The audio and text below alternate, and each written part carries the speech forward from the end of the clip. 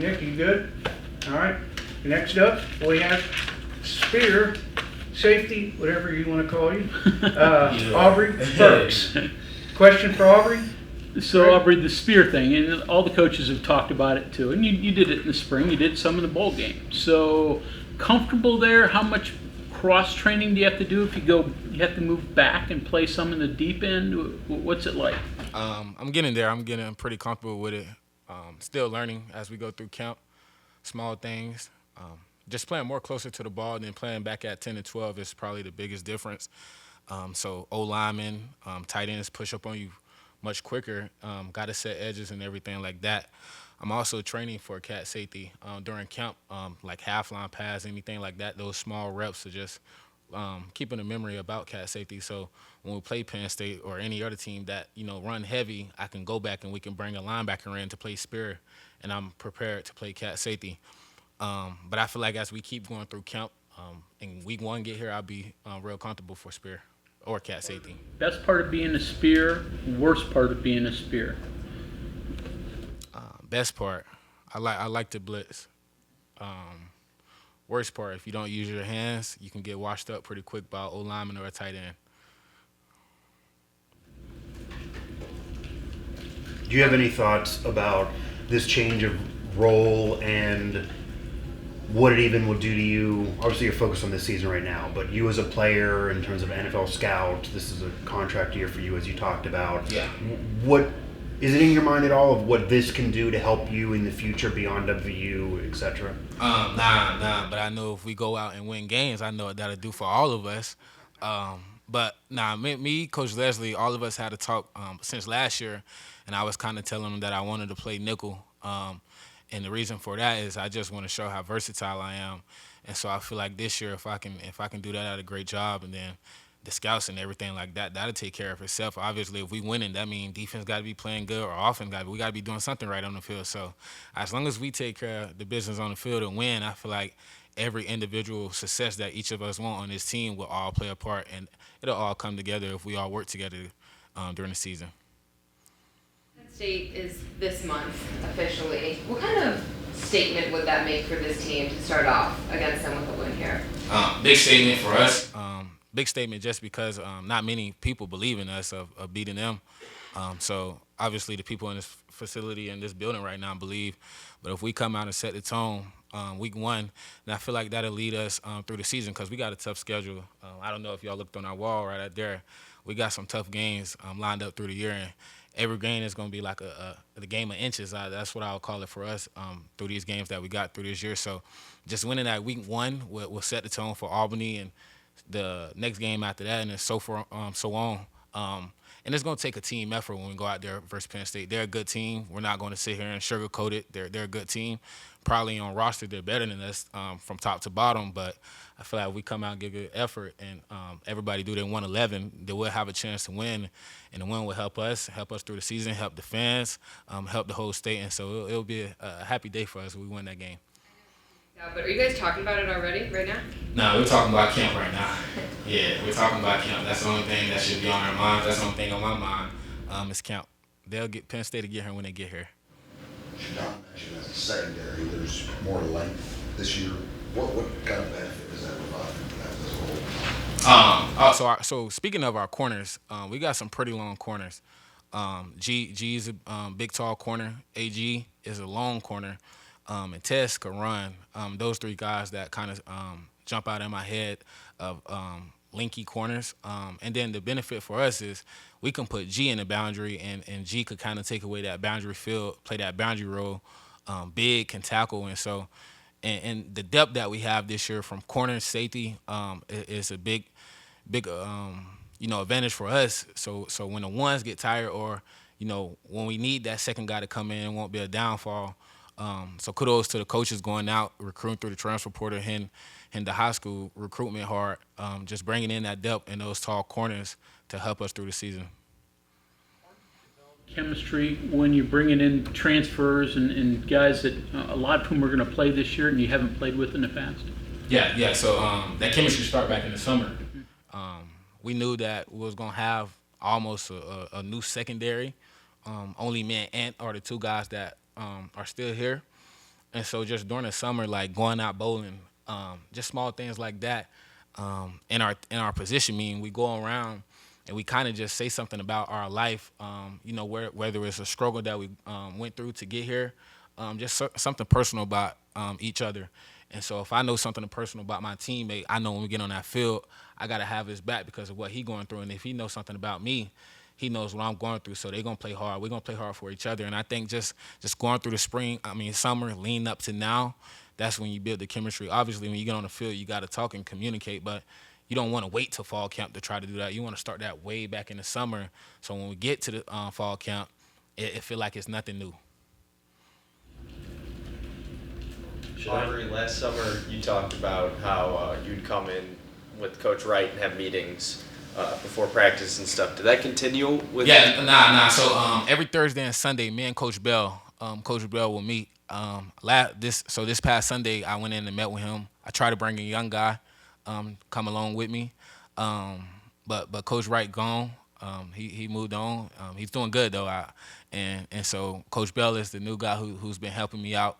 Obviously we meet position meeting, but that's just not gonna cut it for me and for the rest of the guys. So that extra meetings that we have on Thursday and Sunday, I go in and meet with Coach Bell. So far, me, Zay Jennings, he's playing spear, young guy from Cincinnati. Just trying to learn. He's moving around pretty fluid, but when you're young out there, you just kind of be moving without a purpose sometimes. And so just bringing him in and just talking about what I see when I be on the field to hopefully help him out when he get on the field. So Shadon just said one of his big concerns this year is going to be communication. Yeah. And he said he gets frustrated when you guys are talking in your church voices. Yeah. So I mean, who's is it? Does it fall to you to kind of be the yelling, or just because you're the kind of leader? Or? Nah. It goes along with everybody. Obviously, it starts with me, but the Mike's got to talk. Mike linebacker, Will linebacker, free safety, cat safety, corner. Everybody got to be on the same page. So obviously, I'm the start of it. Whether I'm running the mic or if Trey Lathan running the mic, but just communicating. If we all wrong, then we all right. And it's nothing wrong with communicating too much. I'd rather communicate too much and not communicate at all. And obviously, we just went through our first week, so we can't say too much. But these next 2 weeks, communication and just understanding situational football is going to be big for our defense. And I feel like these next 2 weeks will show what type of defense we'll have going into the season. I know it's weeks away. Your mind's probably not there yet to the backyard brawl. But in years past, how have you guys approached that week leading up to it? By handling it every other week that's before us. I don't like looking ahead too much because you get carried away. If I think about Pitt, I'm not worried about what we got for tomorrow's scrimmage.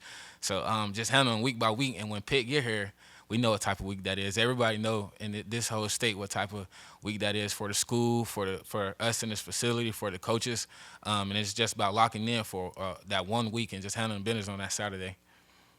He and the other young DBs, what do you see out of them? Athletic, real athletic, but they got to come in and the same way when that NCAA game came out, that energy that you had, you got to have that energy when you want to study the playbook. You see what I'm saying? And I had to learn that the fast way. And for me, when I was young, I was a freshman and I kind of just wanted to live a little life. And I didn't take the playbook as serious in my first few games. And we got in versus Baylor 21, and y'all know we got blew out down there. And I got in, and Coach Wright called me later on that day and said, you can be really good. And from that point on, I studied like every night trying to learn the playbook. Obviously, our defense is different, but you just got to take that time out your day, 30 minutes before you go to bed, 30 minutes when you wake up. You got to study because if the coaches don't trust you, they can't put you out there. No matter how many plays you make, I can go out to practice and catch 3 interceptions, but if I got 3 MAs, that don't add up. It don't balance right. So just knowing what you're doing is the most important thing. And I told the young guys going through these next 2 weeks, stop worrying about making plays. Like, obviously you make plays, they will see that. But the coaches right now, when you're young, it's about being consistent. How you come in every day, just consistent throughout your day. They don't want you to be up and then you take a major drop. They don't know what they're getting out of you. And just from a young player, it's just about being consistent every day. You see some of your young self in Zay, guy that would come up and hit people? Nah, he's Zay Jennings and I'm Aubrey Burks for a reason. Yeah, he's Zay Jennings and I'm Aubrey Burks. Is he the hitter, though, that he appears to be? He's physical now. But like I say, sometimes they get out there and he just be moving around without a purpose. Eyes might be in the wrong spot, just little small things like that. But he's not scared. And I can tell you, like, one fact, like, if you're not scared, Coach Leslie like that, that's a good start to being on defense already. Now it's about just learning what you got to do out there. So, Aubrey, you talked about studying the playbook. You get all that base stuff down. Then you start shuffling around a little bit. You're in a game situation. Hey, we're going to slide you down here, or this is what you're going to do this series. Do you do something to reset yourself that says, hey, okay, man, I'm a spear now, or I'm doing this, or these are my techniques I got to think of, or does it kind of flow naturally? Flowing naturally, honestly, for me. I do have to remind myself kind of like, okay, I'm at cat though. But when I get out there, I don't be thinking about where I got to spin to. It's just flowing naturally. Playing cat safety those 2 years really helped. The biggest difference, like I said, is just moving down at 5, and trying to get back in my drop. That's the biggest difference I've been having going through this fall camp, and that's something I got to work on to improve my game going through this camp. Is when I'm at spear, dropping back to 10 to 12 because I'm already at 5. When I'm at cat, I only got to spin down 2 yards. You see the difference? So just those small things like that is probably what I got to remind myself of when I go on the field playing spear or playing cat. I'm not even sure how to ask this question, but West Virginia's always been looks at itself as the underdog, wants to play to get respect. What happens when you get respect? I mean, Penn State has respect, Yeah. What's the difference between trying to play to keep respect and to get it?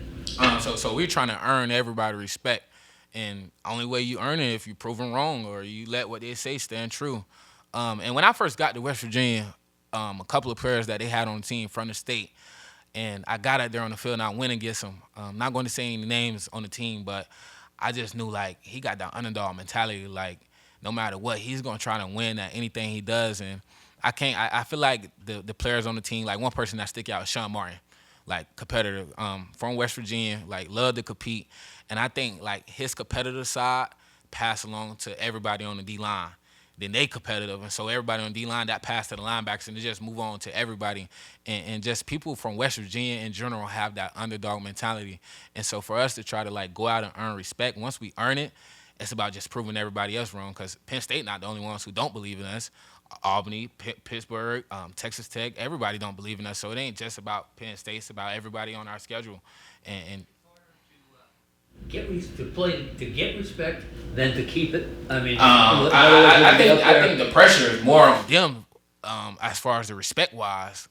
Obviously, nobody believe in us. So if we go out and lose the game, it's we knew they was gonna lose. You know what I'm saying? So obviously they side of trying to keep that respect is probably more pressure than us trying to earn it. Obviously, we want to go out there and earn it, but nobody believe in us of earning that respect. So I feel like the pressure is more on them than on us as far as the respect-wise. Bowling. Anybody good? You any good? Who was the best? Yeah, you know I'm good. I tell you that every time. That's one of my hobbies is bowling. So I'm good. But Trey Lathan is a pretty good bowler. But if y'all ever interview Trey, ask him who taught him how to bowl, and he'll tell you. If he lie and say anybody else's name but mine, then he's lying. But bowling haven't actually been what we've been doing lately. Since that NCAA game came out, boy, that's all we've been talking about. But it's kind of took a toll. Since camp started, we haven't been talking about anything but football. Who's the best on NCAA? Israel Boyce, young freshman, and Hammond Russell. Those are my top 2 picks. Obviously, I'm good too because it's just me. But if we've been honest, them 2. You